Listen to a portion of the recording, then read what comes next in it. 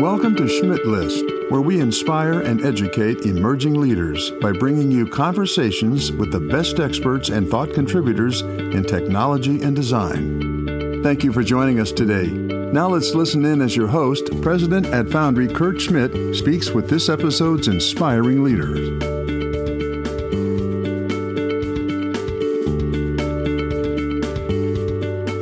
Margaret, how are you today? It's good to see you. Hi, Kurt. The energy is so great. I love it. Yeah. I'm so hyped up listening to you talk. It's an exciting week. It's still summer. There's still light out after 8 o'clock. Yes, the best. It's great. So, Margaret, tell me about the work you do and who do you do it for? Yes. Oh, thank you. Yeah. So it's interesting. The work that I do in very simple terms is that I work with individuals and organizations to build foundations that accelerate their ability to achieve their definition of success. And who I do it for is my background is B2B tech sales leadership. And so when it comes to organizations, partner with organizations that are looking to build and scale their sales and revenue and working with them in early stages, pre-seed, seed, and Series A. And then when it comes to individuals, I love partnering with female founders who are looking to develop their sales acumen, working with women who are looking to grow in their careers and really answer the call for more. And what foundations can they put in place to help them achieve their definitions of success? That sounds like a lot of fun, Margaret. It is. Yeah. It also sounds like a lot of emotional labor as well. Working with founders in general can be a lot of it can be very emotional, right?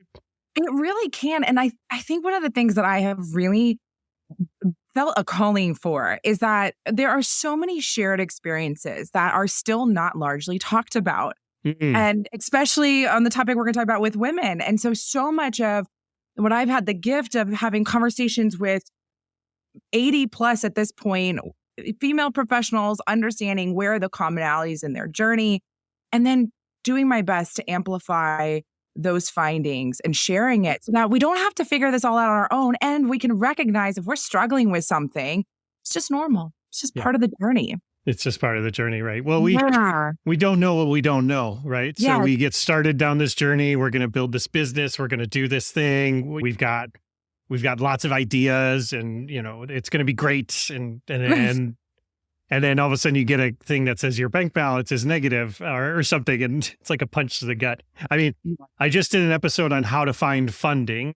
And we touched a little bit on the differences. So let's start with kind of where a lot of people start with when it comes to building a business, which is money.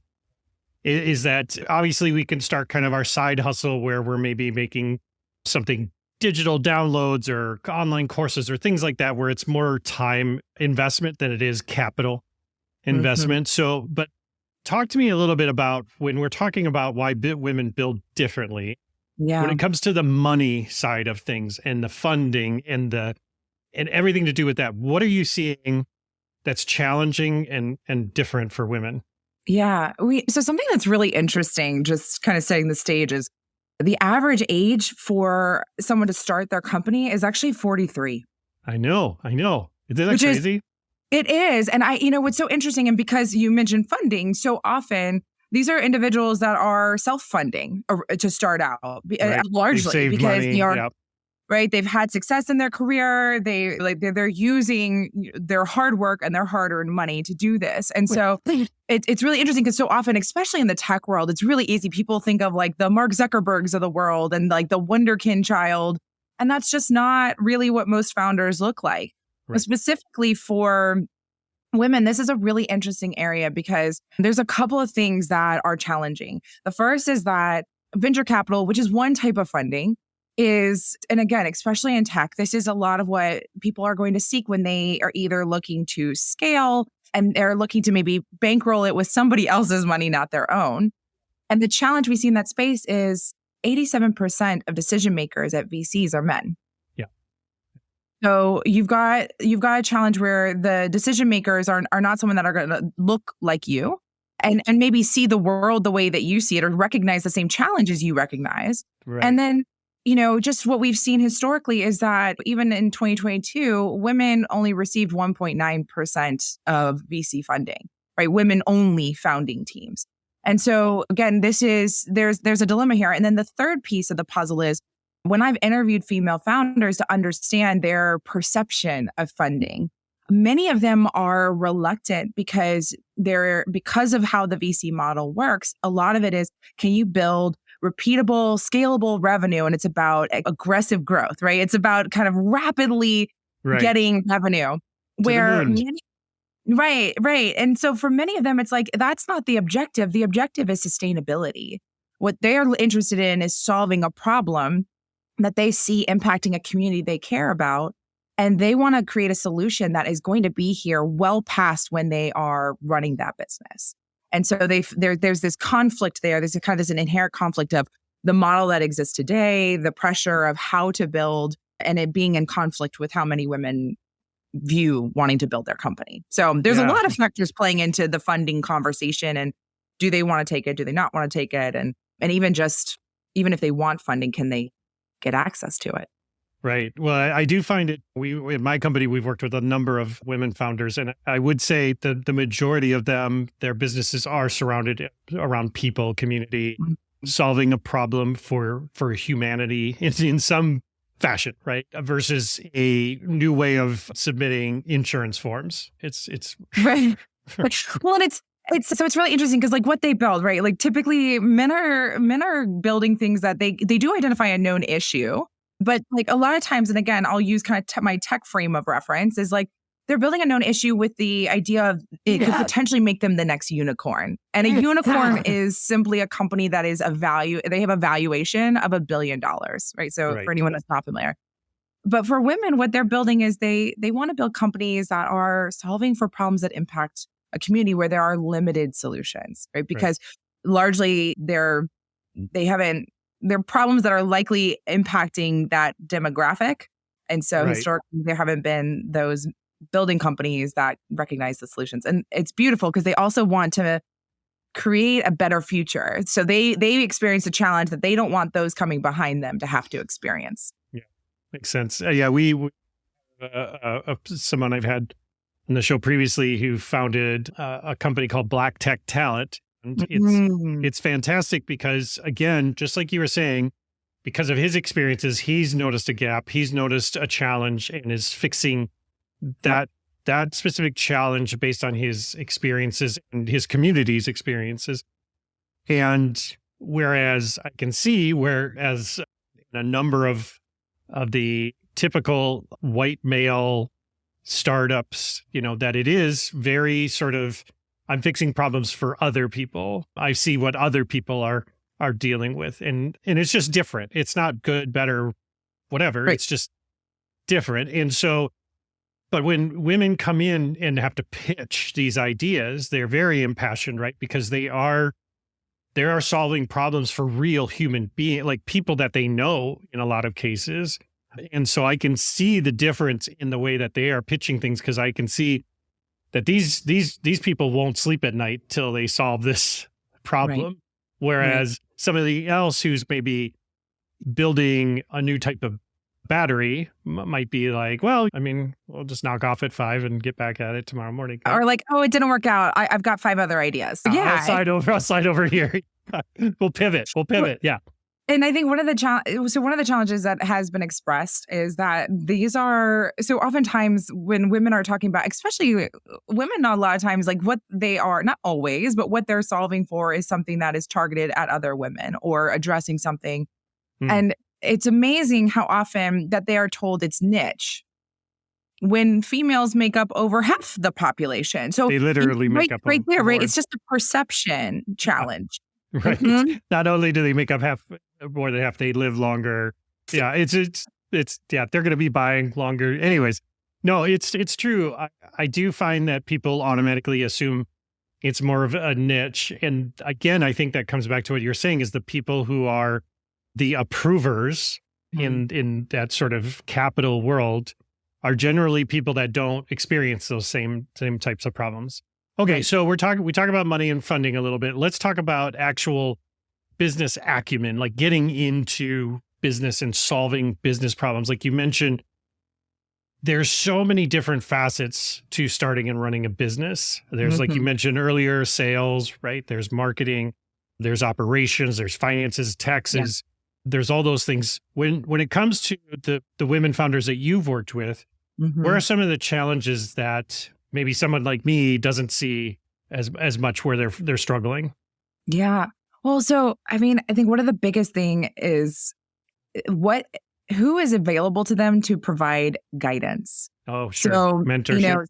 I've mentorship. So locally here in Atlanta, like I have participated in Techstars as a mentor. I've done a CreateX, which is a program that Georgia Tech does. That's an incubator for their students that are starting startups. And while they are intentionally trying to diversify the mentors, a lot of times these women are having to look to men for guidance. And so one of the challenges that presents is that there is how, again, right, kind of intuitively what they're feeling. And then there's like what they're seeing representative, like this is what good looks like. Yeah. And they don't necessarily always identify themselves in that. And so there's a conflict that can come from questioning, am I going to be able to do this? Like, I don't identify with that behavior. I don't identify with those strengths. And does that mean I'm not going to be does that mean I'm not going to be successful as a founder? So one of the biggest not allowed in the club. Not allowed in the club. And so much of what I focus a lot of time and energy on, which seems to not have anything to do with the business, is those internal foundations. So much of this is about understanding and claiming who you are, what your talents are, what experiences you bring into a room, regardless of if you started a company or not. You're bringing a ton of transferable skills. Yeah. And being really clear on what those things are, and then what you value as a person, what's important that you need to honor about yourself so that you can show up authentically. And so many of the women that I've seen who have been successful, they've been able to understand those things about themselves, show up in rooms authentically, and then find men who they genuinely have connection to and work with them to help them further their business, further their growth, to kind of rapidly prototype. So the foundations, especially for women, become so much more important of really being grounded in who they are so that they understand when they're in a room, like, you are not broken. There's nothing wrong with you. Again, it is different, right? And so kind of standing in that power as opposed to questioning your ability. Yeah, right. Well, yeah. And then you've got, and that's why I think it's so important for on the ground mentorship, like you're talking about with other women, because you've got the Sheryl Sandbergs of the world, right? Telling you to lean in and go in and just pretend to be somebody you're not, in a way, right? And I understand that might work for some people, but I really don't think it works for the lot. So if you can, I definitely suggest that what you're saying is exactly what people need to be doing, is looking for other mentors that look like you, that sound like you, that think the way you think. And it's not to say it's not a zero-sum game. It's not to say you're not going to get help from people that don't look like you. I think that's a value. But as you were saying, if you can't connect with them on a personal level, you're going to struggle on a business level, right? Yeah, you're right. It's important for them to value what you bring, right? Because I think that's the really big piece of this, is that so often it's almost kind of following the energy, right? Yeah. So it's like not necessarily fighting always to like defend yourself or prove yourself to someone. Like, there are times and places where you're going to need to do that. Sure. Yep. But when it comes to kind of selecting who you're going to put around you as your board of advisors, if you will, or even your mentors, being very intentional with who those people are and making sure that they are really clear on who you are, what you're looking to get from them. And then I think also remembering that people's opinions is just that. It's their opinion. So taking that in, but not kind of receiving it as though that is the way. That is how it has to be. It's just their advice or guidance based off of their singular experience. Yeah, right. Yeah. Like somebody walks up and is like, puts a sign around your neck. You are this person now. And it's and you're like looking down going, I didn't want to be that person, but I guess I'm that person. And that happens, right? Yeah, that happens with men and it happens with women. I think it's really important what you just said there is identifying that mentor group early and trying to solidify it while building on it over time. But I think there are people out there who, it's great to have friends and family and things like that are participating in giving you guidance, right? Having a great mom or dad or uncle or whatever. But intentionally, and I'm not plugging my book, but networking with other professionals, right? Where's a great place for these people that you've found to go and start finding those professionals? Is it online? Is it local? Where have you seen success? Gosh, there's so many. Well, it's so funny. If you weren't going to plug your book, I was, because that I call it opportunistic networking. So to me, it's one of those things where I do think, again, right, when somebody speaks to you, so it could be somebody posted something on LinkedIn you happen to see that really resonate with you. You read an article. I have never shied away from reaching out to that person and just saying, this made a difference. This specifically resonated with me. Would you be open to a conversation? It's amazing how few people actually do that. And most people will say yes. And so I think that's a really simple way to start. I think a lot of major cities, a lot of them have an incubator model. So like here in Atlanta, there's the Atlanta Tech Village, which is wonderful. There's EDC, where they host events on a regular basis where you can come. They're usually free, some are paid, and you can meet other founders. I just did a session this week. The Atlanta Tech Village is doing Startup Summer School.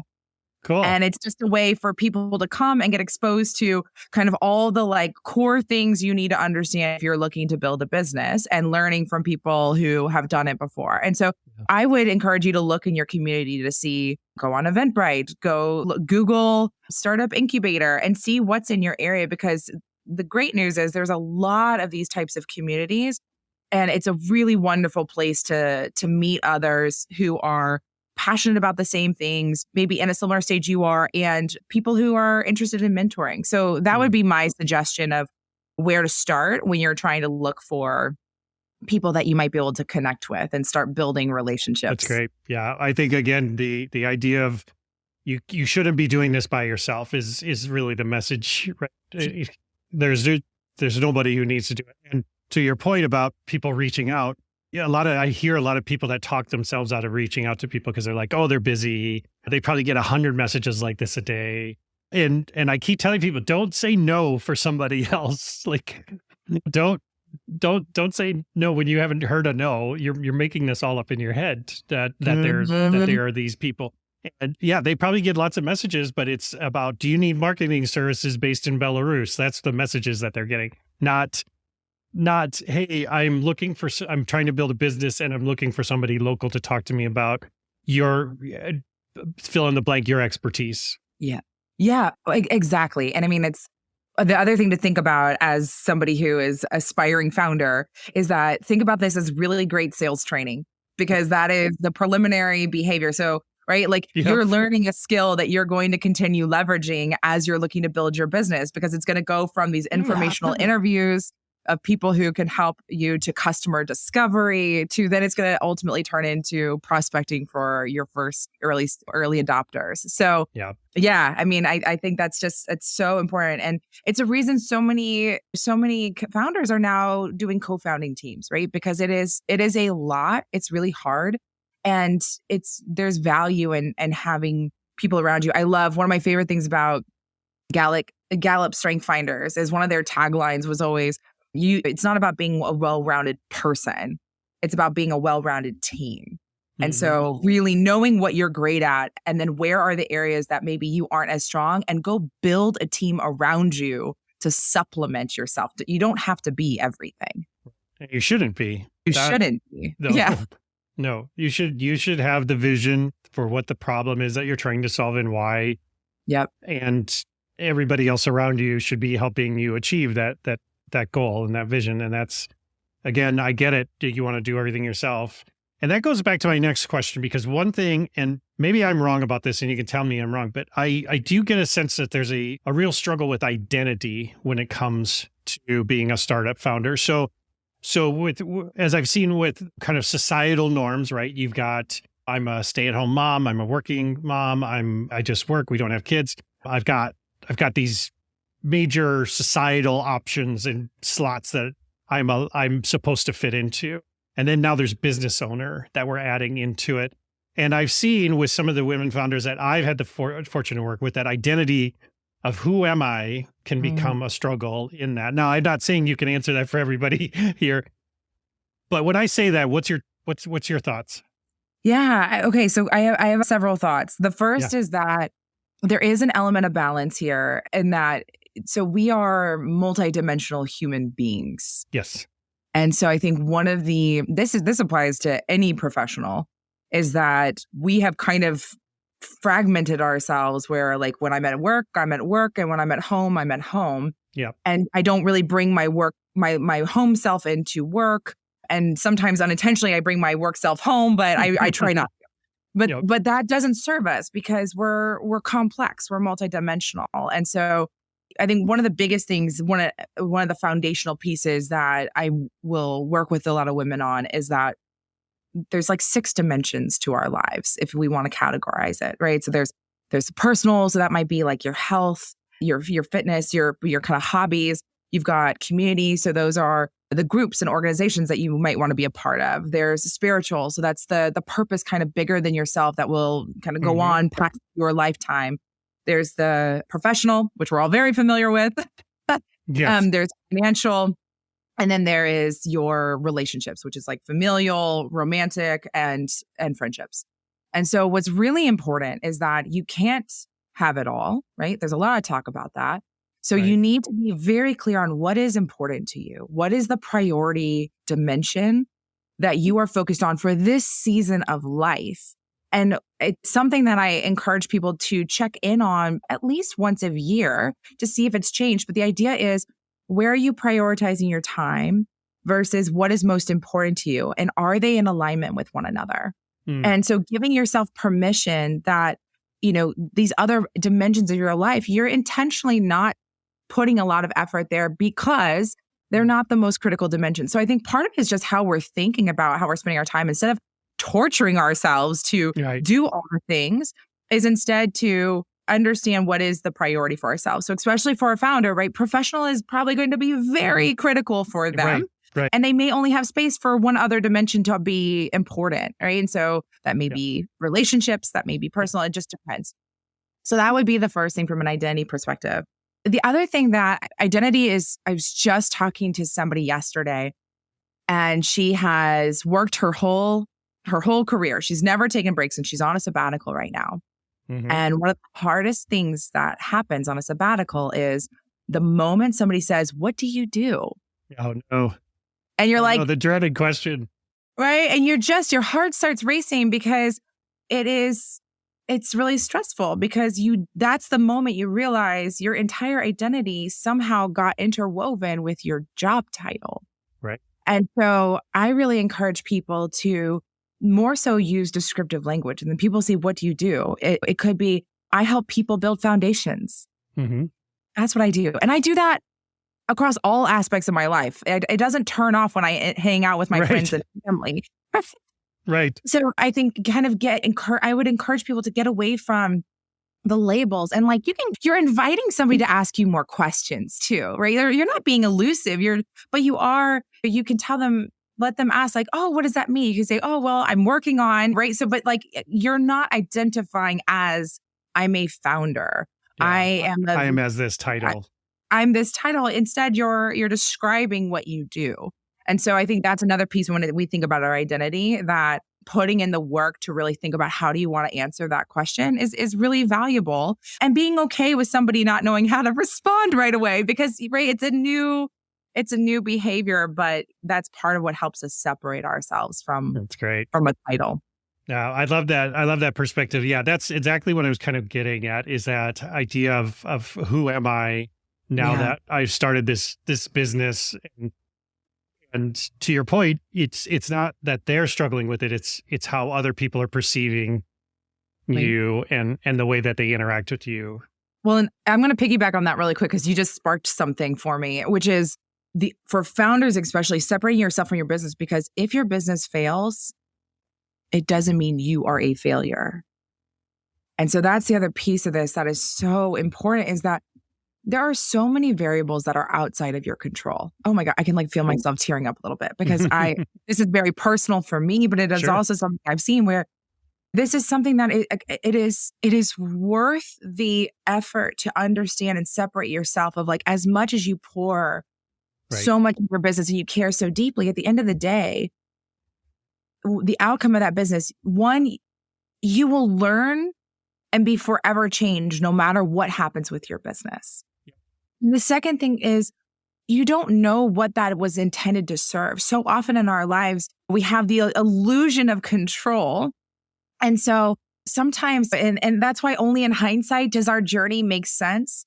But if you can focus on what is the best next step and what is my priority at this moment in time, and then what can I do, everything that is in my span of control to be my best, then you can't fail. But that has to be the measuring stick of success rather than, does my company grow? Am I able to sustain it? Because you don't know. Maybe that wasn't the idea, but maybe that company, that whatever happened there, whatever transpired is the seed for where you're meant to be next. So thank you. You said that and it was just like, oh, I had to hit on that because that is so critical for us to be able to pull those two things apart. It's huge. It's huge. I've had the same discussion with people where, as if I know you got involved in this business because you had a passion for this thing, but you have to also separate that and say, what personal goals am I trying to achieve with this business? And the business can't be just the personal goal. You can't wrap up all of your identity into that one thing. And so I just had this conversation a week ago where the founder of this company was very struggling with that. The business was struggling and they were like, oh, I can't sleep at night. I can't do these things. And I'm like, why are you doing the business? Well, because I want it to be successful. No. Like, what? Right. What do you want from the business? What do you want from it? What dent in the universe are you trying to make with this business? And how is it helping you achieve that goal? Because if you can separate those two things and say, the goals that I have for me personally and the impact that I want to have and the legacy I want to leave and blah, blah, blah, blah, blah. If you could separate that out from like the P&L sheet of your business, that's huge, because I see so many people hug the stuff to death, right? It's like, oh, why is it not breathing? Well, because you're crushing it. What a great visual. I love to use the visual of the, like, think about it like a brick wall that you're trying to get through and you're 2 feet away from it and you just keep running at it and running at it. You're like, what? How? Like, and if you step back 20 feet, you see that just, I don't know, 5 feet down the way is a giant hole in the wall that you could just walk through. Yeah. Or the thing's only 4 feet tall, so I could just climb over it. So yes. But that's where the mentorship comes in, is that having those people in your network that you can trust. Ask you those questions. Yeah. Right. And that's why it's so important, because being a founder is a very lonely job. Men, women, whoever. It's a very lonely job. Very few people understand why you're doing what you're doing. Your friends and family, they're very supportive, but they just want to see you be successful, but they have no idea what you're doing. They don't know why you're doing what you're doing. So stop pretending and stop trying to force them to understand when you can just tell them, these are the needs I have. This is what I need from you, and this is why. And again, going back to setting those longer term goals, it makes it a much easier conversation to have with your partner, your family, whomever, to understand why you're doing what you're doing. Because honestly, like my friends and family never cared how I was doing what I was doing. But that's what I end up explaining. I'm like, oh, well, I do this and I do that. Look at me, you're spinning plates. And they're like, great. Do you enjoy it? I'm like, yeah, sure. Doesn't it look like I'm enjoying it? And tears. It's so great. Right. Well, it is. That's so good. And I was thinking, as you were sharing that, what was coming to mind too is this, if we can stay open. So I think, so one of the things that I see that women who are able to be really successful with their companies, and this is not exclusive to them, it's just who I've researched, is they're very directional with their goals. And so they have, right, kind of coming back to your question of like, why are you doing what you're doing and what is the outcome you're looking to achieve? Yeah. when you can have that, you invite yourself to be fluid as the market shifts, as new technology emerges, whatever it is, that you kind of allow yourself to go could change the path, right? Or redefine how you're going to achieve that outcome. Yep. Because again, it's not in your control. And so responding with also holding this idea of what it is that you want to achieve. And I think so, especially for female founders, I'm going to shift for a moment because there's that. And then there's also this concept of mental contrasting. And so I think one of the things that's really important for female founders is this idea of like, you have this big, beautiful vision of what you're going to do with your company, this impact you want to have, this problem you're going to tackle. And then you have to also recognize the very real realities that you face as a woman starting a business. And so there's things like, you mentioned emotional labor, and there's, especially if you're in a relationship and you have children, right? There's the unpaid labor, right? And like, that's a reality. And so there's going to be varying degrees, but like looking at that for your household of like, what is my reality and understanding that.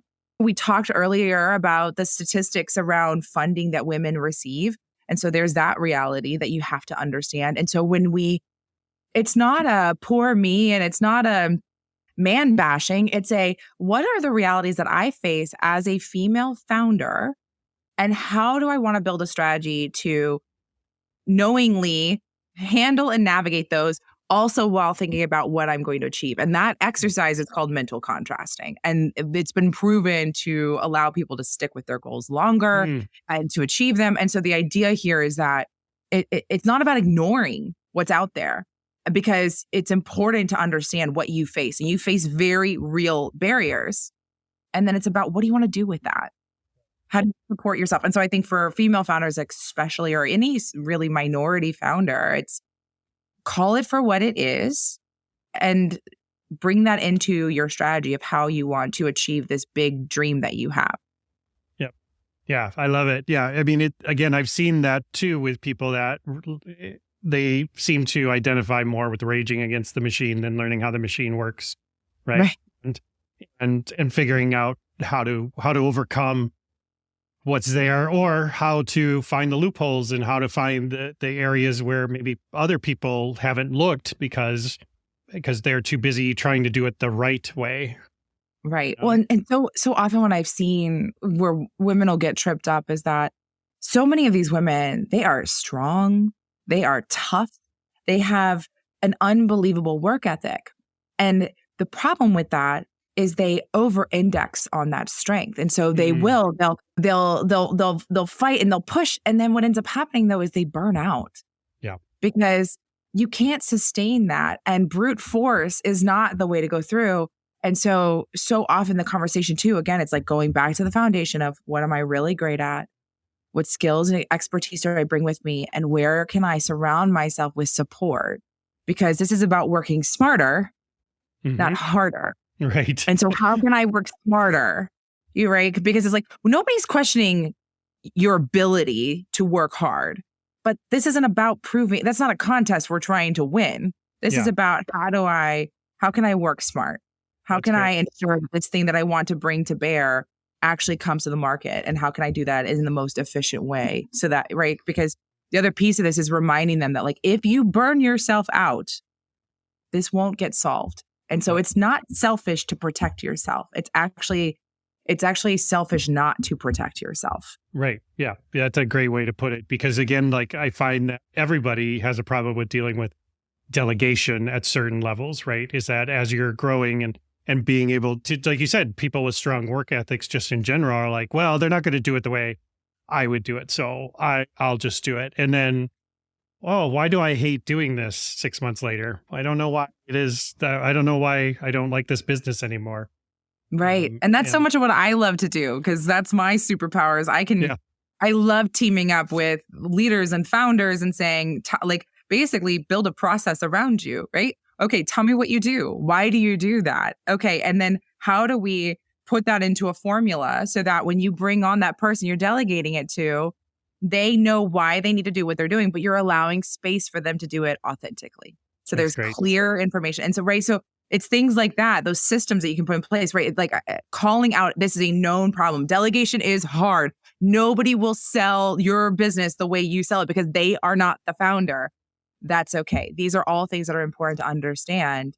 And what do you want to do with that information? That's great. Well, it's a good segue for us to close out, but we're going to have to do this again, Margaret, because I always learn so much from our conversations with you, and I appreciate you so much. So if I want to get in touch with you, where's a good place? Where do I, where online are you most active? Where can I find more about Margaret? Yeah. Oh, thank you. So you can go to a variety of places. I have on my website, it's margaretwinegar.com. So I'll make sure to link that because I know the last name may be tricky to spell. You can find me. I'm pretty active on LinkedIn. I post there very regularly. So if you're an active person on LinkedIn, come follow me, come connect. And then I am a TikToker. Is that the move? Yeah, TikTok is really fun because I've learned that for me personally, it is a testing ground. So I'm a verbal communicator. Writing is hard. So I use TikTok more to see like, what are people reacting to? And oftentimes I'll just transcribe what I said there and throw it up on LinkedIn. So, that's great. But you can find me there and Instagram. So I'll make sure to include my handles. And then I have a podcast called Rising Tide Podcast, where you can hear some of these interviews with incredible women where they're sharing the story behind their career. So that would be the other thing to be sure you can check out. That's awesome. Yeah, I can't suggest the podcast enough. It's great. It's fantastic. I love the honest and vulnerable conversations you have. It's really a treat. So thank you again for joining me, Margaret. I really appreciate it.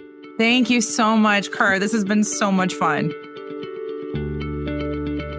We hope you join us for more conversations in the future with leading experts in technology and design. Please contact us at schmidt-list.com and foundrymakes.com for more information.